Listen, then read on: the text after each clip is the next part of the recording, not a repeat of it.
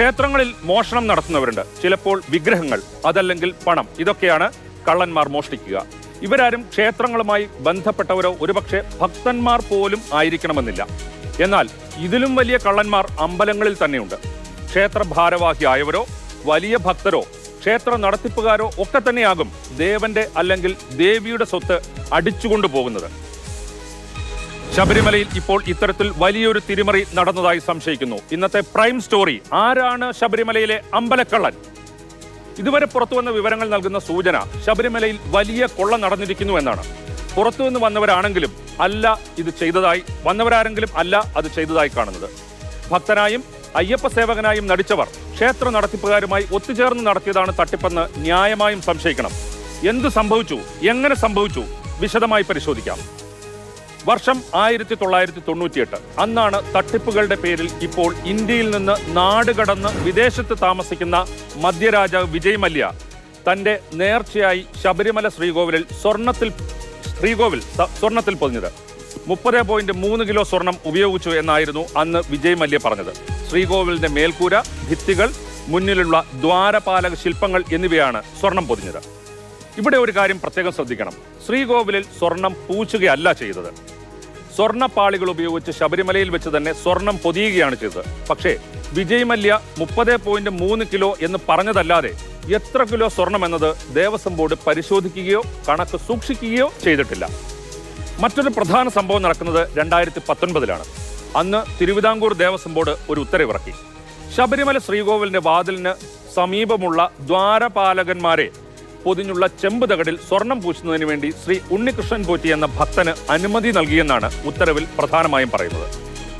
ഏറ്റവും പ്രധാനപ്പെട്ട ഒന്നാമത്തെ ചോദ്യം, വിജയ് മല്യ സ്വർണം പൊതിഞ്ഞു നൽകിയ ശ്രീകോവിലിലെ ദ്വാരപാലക ശില്പം 11 വർഷം കഴിഞ്ഞപ്പോൾ എങ്ങനെ ചെമ്പായി മാറി?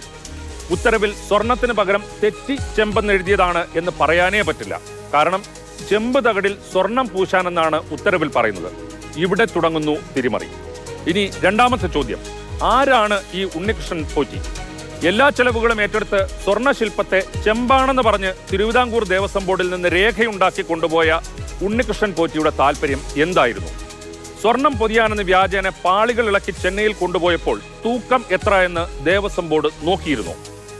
തിരിച്ചു കൊണ്ടുവന്നപ്പോൾ നോക്കിയോ? ഒന്നും വേണ്ട പോലെ അല്ല നടന്നത് എന്ന് വ്യക്തം. അന്ന് എ പത്മകുമാർ ആയിരുന്നു ദേവസ്വം ബോർഡ് പ്രസിഡന്റ്. ആദ്യം നമ്മുടെ ഈ ദ്വാരപാലക ശില്പം സ്വർണം പൊതിയണം എന്നുള്ള പ്രപ്പോസൽ വന്നപ്പോൾ ദേവസ്വം ബോർഡിൻ്റെ സ്വർണം എടുക്കേണ്ടതില്ല എന്നാണ് ഞങ്ങൾ തീരുമാനിച്ചത്. ആ സമയത്താണ് ഇദ്ദേഹം അവിടെ ശബരിമലയായിട്ട് ബന്ധപ്പെട്ട് ഈ ഭക്ഷണമൊക്കെ കൊടുക്കുന്ന ആളാണ്. വർഷങ്ങളായിട്ട് അവിടെ വഴിപാടൊക്കെ നടത്തുന്ന ആളാണ്. അദ്ദേഹം ചെയ്തു തരാമെന്ന് പറഞ്ഞതിൻ്റെ അടിസ്ഥാനത്തിലാണ് ഈ ഉണ്ണികൃഷ്ണൻ പോറ്റി അവിടെ നമ്മുടെ തിരുവാഭരണം കമ്മീഷണർ അദ്ദേഹത്തിൻ്റെ റിപ്പോർട്ടിൻ്റെ അടിസ്ഥാനത്തിലാണ് ഇയാൾക്ക് നമ്മൾ ഈ ഇത് കൊടുക്കുന്നത്. ഇപ്പോൾ ഈ സ്മാർട്ട് ക്രിയേഷൻസ് എന്ന് പറയുന്ന കമ്പനി കൊണ്ടാണ് ഇത് ചെയ്യുന്നതെന്ന് പറഞ്ഞപ്പോൾ നമ്മൾ പറഞ്ഞതിന് ഗ്യാരണ്ടി വേണം. ദേവസ്വം ബോർഡ് മുൻ പ്രസിഡന്റ് പറഞ്ഞ ഒരു കാര്യം നിങ്ങൾ ശ്രദ്ധിച്ചോ? സ്വർണം പൂശാൻ തീരുമാനിച്ചു എന്ന്. അതായത് ദ്വാരപാലക ശില്പങ്ങൾ നിലവിൽ സ്വർണമല്ല എന്നല്ലേ അതിന്റെ അർത്ഥം? സ്വർണത്തിൽ പൊതിഞ്ഞ ശില്പങ്ങൾ എങ്ങനെയാണ് അതല്ലാതെയായി മാറിയത്? ദേവസ്വം ബോർഡ് തന്നെ ആ തീരുമാനത്തിലേക്ക് എങ്ങനെ എത്തി? ആർക്കു വേണ്ടി? എന്തായിരുന്നു താല്പര്യം? ശബരിമല ഭക്തൻ എന്ന് എല്ലാവരും കരുതുന്ന ഉണ്ണികൃഷ്ണൻ പോറ്റിയുടെ കയ്യിൽ 1998 തന്നെ സ്വർണം പൊതിഞ്ഞ ശില്പങ്ങൾ എത്ര നാളുണ്ടായിരുന്നു? തിരിച്ചു കൊണ്ടുവരുമ്പോൾ അതിന്റെ സ്ഥിതി എന്തായിരുന്നു? എല്ലാം അന്വേഷിച്ച് കണ്ടെത്തേണ്ടതുണ്ട്. ഇതിനിടെയാണ് ദ്വാരപാലക ശില്പങ്ങൾക്ക് വേണ്ടി തയ്യാറാക്കിയ പീഠങ്ങൾ കാണാനില്ലെന്ന് വാർത്ത വരുന്നത്. അങ്ങനെ ഒരു വെളിപ്പെടുത്തൽ നടത്തിയത് മറ്റാരുമല്ല, ഭക്തനായി വന്ന് സ്വർണം പൊതിഞ്ഞ ശില്പങ്ങളിൽ വീണ്ടും സ്വർണം പൂശാനായി കൊണ്ടുപോയ ഉണ്ണികൃഷ്ണൻ പോറ്റി തന്നെയാണ് ആ വെളിപ്പെടുത്തൽ നടത്തിയത്. വച്ചു നോക്കിയപ്പോൾ അതിലൊരു അപാകത തോന്നി. കാര്യം സൈസിൽ വ്യത്യാസം വന്നു. ഉദ്യോഗസ്ഥർ അതവിടെ സൂക്ഷിച്ചിട്ടുണ്ടാവും എന്ന് തന്നെയാണ് എൻ്റെ ഒരു വിശ്വാസം ഉണ്ടായിരുന്നത്. അപ്പൊ അതിലൊരു അവ്യക്തത ഇപ്പൊ വിജിലൻസ് അത് അന്വേഷിക്കാനായിട്ട് കോടതി എന്നെ നിർദ്ദേശിച്ചിരുന്നു. പ്രശ്നത്തിന്റെ ഗൗരവം മനസ്സിലാക്കി ദേവസ്വം വിജിലൻസ് അന്വേഷണം തുടങ്ങി. അപ്പോഴാണ് പീഠങ്ങൾ കണ്ടുകിട്ടിയത്. ഉണ്ണികൃഷ്ണൻ പോറ്റിയുടെ സഹോദരിയുടെ വീട്ടിൽ നിന്നാണ് പീഠങ്ങൾ കണ്ടത്. അവിടെ റെയ്ഡ് നടത്തിയാണ് ഈ പീഠങ്ങൾ കണ്ടെടുത്തത്. അനിയനും മറ്റേ വേറൊരാളൂടെ അവൻ അങ്ങ് ബാംഗ്ലൂർക്ക് പോവായിരുന്നു രാവിലെ. അപ്പോൾ ഈ ഒരു സാധനം സീൽ ചെയ്ത ഒരു സാധനം ഇവിടെ കൊണ്ടുവന്നു. ഷീൽഡാണെന്ന് പറഞ്ഞു. സാധനങ്ങൾ പൂജാദ്രവ്യങ്ങളായാലും ഷീൽഡായാലും പിന്നീട് എന്തായാലും കൊണ്ടുവരുമ്പോൾ നമ്മളിത് എടുത്തു വയ്ക്കും. വേറൊരാൾ വന്ന് കൊണ്ടുപോകാറുമുണ്ട്. യഥാർത്ഥത്തിൽ ഉണ്ണികൃഷ്ണൻ പോറ്റി ഇത്തരം ഒരു വെളിപ്പെടുത്തൽ നടത്തുമ്പോൾ അത് ദേവസ്വം ബോർഡിനെ അല്ലെങ്കിൽ ഇതൊക്കെ സൂക്ഷിക്കാൻ ചുമതലയുള്ളവരെ പ്രതിക്കൂട്ടിൽ നിർത്തുന്ന രീതിയിലായിരുന്നു. പക്ഷേ അദ്ദേഹത്തിന്റെ സഹോദരിയുടെ വീട്ടിൽ നിന്ന് തന്നെയാണ് പീഠങ്ങൾ കണ്ടെടുത്തത്. ഇങ്ങനെ ഒരു വ്യക്തിയെയാണ് ശബരിമല ശ്രീകോവിലുമായി ബന്ധപ്പെട്ട അറ്റകുറ്റപ്പണികൾക്കായി ദേവസ്വം ബോർഡ് കണ്ടെത്തിയത്. മറ്റു രണ്ടുപേർ പറയുന്ന കാര്യങ്ങൾ കൂടി നമ്മൾ ശ്രദ്ധാപൂർവം കേൾക്കേണ്ടതുണ്ട്. 2019 ദേവസ്വം തിരുവാഭരണം കമ്മീഷണർ പറയുന്നത് ചെന്നൈയിൽ താൻ പോയി കണ്ടപ്പോൾ മുൻപ് സ്വർണം പൊതിഞ്ഞിരുന്ന വിഗ്രഹത്തിൽ ചെമ്പ് മാത്രമേ ഉണ്ടായിരുന്നുള്ളൂ എന്നാണ്. ജൂലൈ 19-20 കൊണ്ടുപോയെങ്കിൽ ഏകദേശം അടുത്ത 29 എന്ന് പറയുമ്പോഴത്തേക്ക് ഏകദേശം ഒരു മാസം അടുപ്പിച്ചുള്ള കാലയളവിൽ ഇത് സാധനം എവിടെ പോയെന്നുള്ളതിനെ കുറിച്ച് യാതൊരു വിവരവുമില്ല. നിങ്ങൾ ഇത്രാം തീയതി അഴിച്ചു കൊടുത്തു എന്ന് പറയുന്നു. പക്ഷേ ഇത് എന്തുകൊണ്ട് ഇത്രയും ദിവസം എവിടെയായിരുന്നു?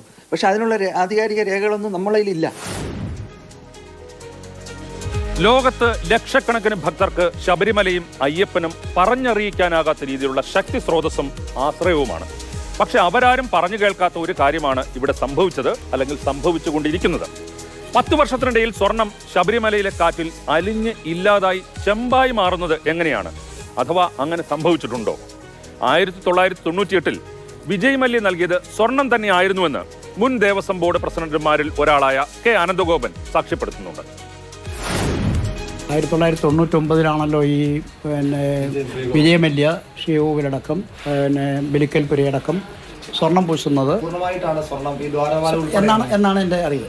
ഞാൻ മനസ്സിലാക്കിയിട്ടുള്ളത് ഇയാൾ അവിടെ ഘടകത്തിൻ്റെ സഹായിയായി ജോലി ചെയ്തിരുന്ന ആളാണെന്ന് ഇങ്ങനെ പറഞ്ഞു കേൾക്കുന്നതേ ഉള്ളൂ. എനിക്ക് കേട്ടറിയില്ല. 1955 ദേവസ്വം മാനുവലിൽ 14 ചാപ്റ്ററിൽ 38 റൂള് പറയുന്നത് ഈ ഭരണിപാത്രങ്ങളെ സംബന്ധിച്ചും അതുപോലെ തന്നെ തിരുവാഭരണങ്ങളെ സംബന്ധിച്ചും അറ്റകുറ്റപ്പണികളോ മറ്റു കാര്യങ്ങളോ വേണ്ടി വന്നാൽ അതെല്ലാം ടെമ്പിൾ പ്രമിസസിൽ വെച്ച് തന്നെ നടത്തണം എന്ന് കൃത്യമായ നിർദ്ദേശം അതിൽ പറയുന്നുണ്ട്. ഭക്തർ നാണയമെറിഞ്ഞതിനെ തുടർന്ന് കേടുപാടുകൾ സംഭവിച്ചുവെന്നും അത് പരിഹരിക്കാനായി വീണ്ടും ദ്വാരപാലക ശില്പങ്ങളിൽ അറ്റകുറ്റപ്പണി വേണമെന്നും ആവശ്യമുയർന്നു. ഇതിനായി വീണ്ടും ഇപ്പോൾ ശില്പങ്ങളെ ഏൽപ്പിച്ചത് ഉണ്ണികൃഷ്ണൻ പോറ്റിയെ തന്നെയാണ്. എന്നാൽ ഇക്കാര്യം ശ്രദ്ധയിൽപ്പെട്ട ദേവസ്വം സ്പെഷ്യൽ കമ്മീഷണർ ഇക്കാര്യം ഹൈക്കോടതിയുടെ മുന്നിൽ കൊണ്ടുവന്നപ്പോഴാണ് ശബരിമലയിലെ കൊള്ളയുടെ വിവരങ്ങൾ പുറത്തു വന്നത്. ശബരിമലയിലെ പണം 1 രൂപയായാലും പൊന്ന് 1 തരിയായാലും കട്ടുകൊണ്ടുപോകുന്നവരെയും അതിന് കൂട്ടുനിൽക്കുന്നവരെയും കൂട്ടുനിന്നവരെയും സമൂഹത്തിന് മുന്നിൽ കൊണ്ടുവന്നേ പറ്റൂ.